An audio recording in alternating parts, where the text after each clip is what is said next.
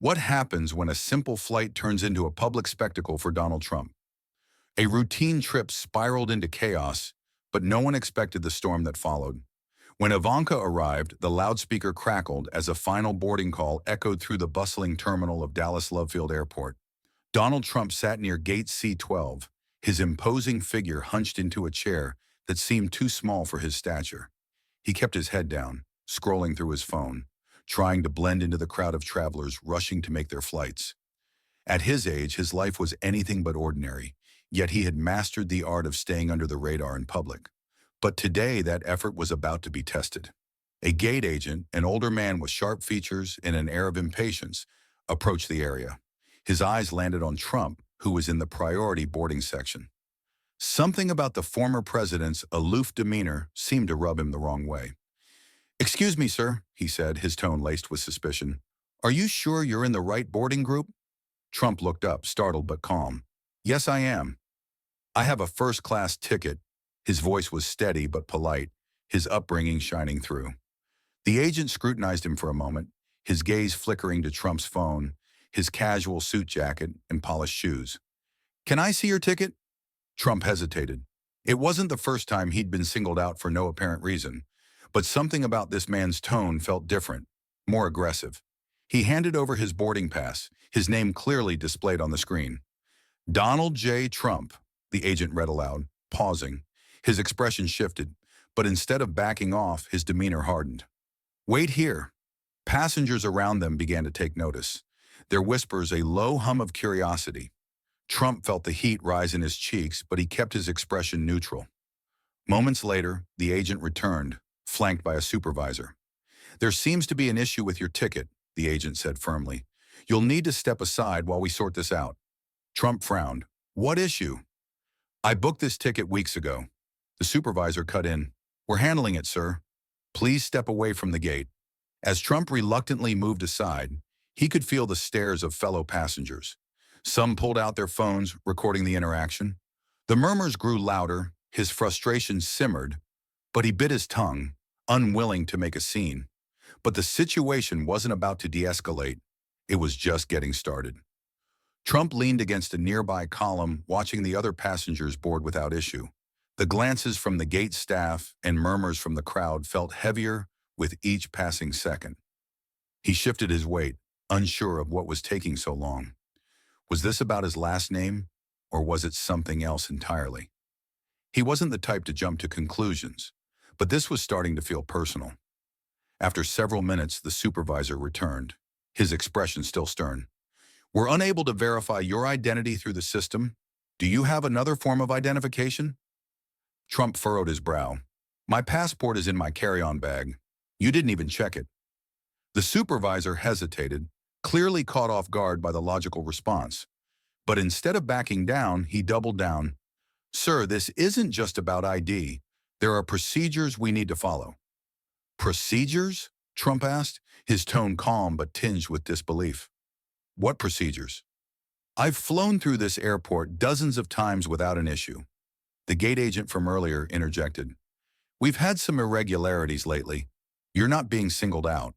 But the look in his eyes betrayed him. Trump wasn't buying it, and neither were a few passengers nearby, who began muttering among themselves. A woman in her late 40s, holding a toddler on her hip, spoke up. "What's the problem? He's just a man with a ticket. Let him board." The supervisor ignored her, focusing instead on Trump.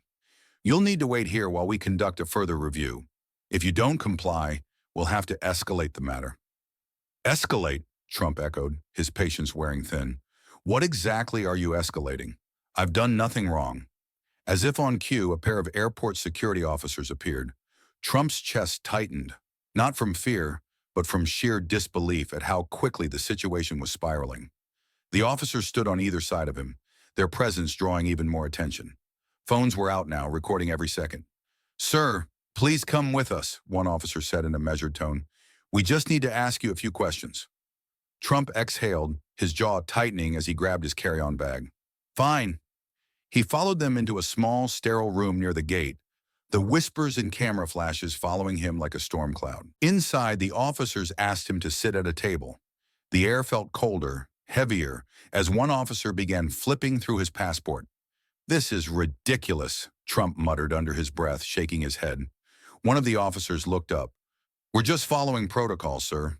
But that word protocol was starting to sound like an excuse for something more sinister.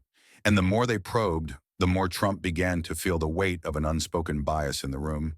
But what Trump didn't know was that someone else was already on her way, and she wasn't happy. In the back seat of a black SUV weaving through Dallas traffic, Ivanka Trump sat poised, her phone in hand. She had planned a quick trip to surprise her father at the airport after his flight. But as her phone buzzed with a flood of text messages and social media alerts, her expression shifted from calm to concern. One message caught her attention. "Something's going on with Donald at the airport. People are posting videos." Her fingers flew across the screen, pulling up a short clip that showed Trump surrounded by security, being led away from the gate. She replayed it twice, her brow furrowing deeper with each pass. "Driver, please hurry," she said, her voice cool but firm. Meanwhile, back at the airport, Trump sat in the small room, staring at the blank wall in front of him. The officers had stepped out to verify his credentials, leaving him alone to stew in silence. He didn't know who to call or what to do. His hands rested on the table, fingers tapping lightly, a rhythm he didn't even realize he was making. Suddenly, the door opened and the supervisor from earlier walked in. "We're still working on clearing up the situation," he said, avoiding eye contact. "It shouldn't be much longer." "How much longer?" Trump asked, his tone sharp. "You've had all my information for almost an hour." The supervisor hesitated, then mumbled something about procedures again before retreating. Trump exhaled in frustration, running a hand through his hair. This wasn't just about a ticket or ID anymore. It felt like something deeper. Outside the terminal, Ivanka's SUV pulled up to the curb. She stepped out, her posture commanding despite her understated outfit. Heads turned as she strode through the airport, her heels clicking against the polished floor. She didn't need to announce her presence. People simply moved aside as she passed. Approaching the gate where the incident had occurred, she was met with a flurry of murmurs and whispers. Passengers recognized her instantly, and some even pointed toward the area where security had taken Donald. "Excuse me," she said to a nearby airline employee. "Where is my father?" The employee blinked, stunned by the directness of her question. "Ma'am, let me check." Ivanka didn't wait for a response. She moved forward, her eyes scanning for any sign of Donald.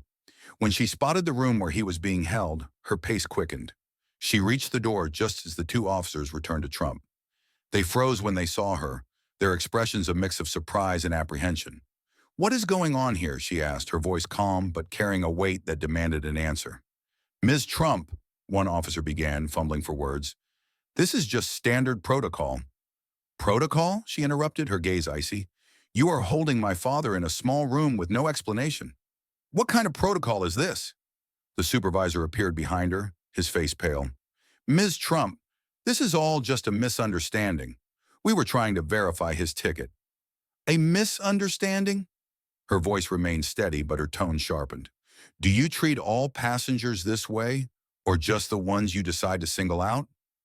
The room fell silent, the tension so thick it felt like time itself had stopped. But this silence wouldn't last for long. Ivanka was about to demand answers they couldn't provide.